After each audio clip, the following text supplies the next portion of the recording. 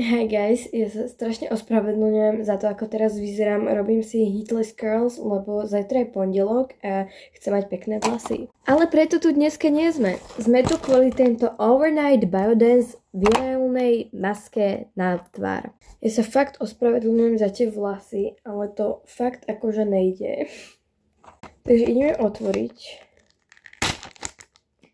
By the way, videla som nejaké videá na TikToku, kde to dopadlo zle a videla som tam nejaké faily, takže dúfam, že to nebude môj prípad. OK, maska vyzerá celkom v pohode. Ja teraz skúšam túto masku prvýkrát, tak snad nebudem sklamaná. Je teda takáto biela. Ja neviem, čo tu mám hovoriť ani tak. Dobre, táto tekutina z tej masky, tu si môžem asi takto vmasírovať do platí. Dobre, problém, hej. Toto je tá časť, ktorá sa dáva na ústa. Takto proste, ale to je veľké. Jak? Veď ja to mám reálne na ušiach. Padá mi to. OK, budeme to ignorovať. Idem si dať túto druhú. Takže toto je tá časť, ktorá sa dáva vlastne na oči.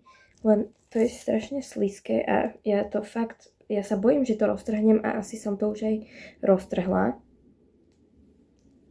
Kamo, prosím, nech to vyjde. Ja som si čerstvo umýla vlasy. Snaď sa mi tá maska nedostane. OMG, ja umrem, ja to nedám.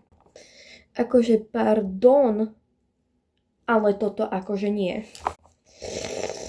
Tá maska by mala po čase proste zblednúť a mala by byť taká priesvitná.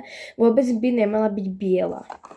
No neviem, práve teraz je 21:38, ja sa vám ozvem tak za hodinu, pokiaľ nezaspím. Hej, a potom sa vám ozvem aj ráno, takže...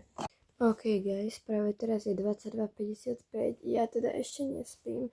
Tá maska vyzerá takto, už začína byť proste priesvitná. Zatiaľ to vyzerá dobre, ozvem sa vám ráno. Zatím. Hi guys, je ráno a ja si to idem dať dole, takže...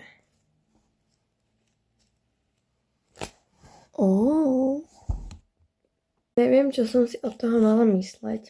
Myslela som, že by to úplne dá taký ten glass skin efekt, ale vyzerá to dosť dobre a cítim, že moja pleť je taká juicy. Ale vyzerá to dobre.